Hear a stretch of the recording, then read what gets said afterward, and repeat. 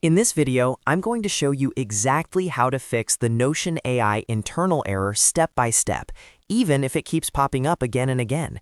This is a super common issue in 2026, especially when you're using Notion AI for writing, summaries, or database automation. And the good news is that most of the time, it's very easy to fix. I'll walk you through every solution in order, so make sure you watch till the end to fully resolve it. And if this video helps you out, don't forget to hit the like button and subscribe for more Notion tutorials just like this. All right, let's get started. First, let's talk about retrying properly. When you see the Notion AI internal error message, don't just spam the retry button over and over.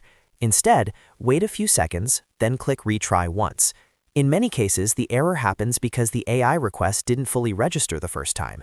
Waiting briefly and retrying cleanly can instantly fix the problem without doing anything else. If that doesn't work, the next thing you want to do is refresh the page. Simply reload your Notion page using your browser refresh button, or by pressing Ctrl-R or Command-R on your keyboard. This forces Notion to reload the workspace and reinitialize the AI connection. After the page reloads, try running Notion AI again and see if the error is gone. Next, let's check whether you actually have access to Notion AI. Go to Notion Settings, then open Plans and Billing. Here, confirm that Notion AI is enabled for your account. Make sure your trial is still active or that your paid plan hasn't expired. If Notion AI is disabled or your plan lapsed, the AI features will throw internal errors instead of working properly. Now, if your plan is active, another big reason for this error is prompt length. Notion AI can sometimes fail if your prompt is too long or too complex. Try shortening your prompt and breaking it into smaller requests.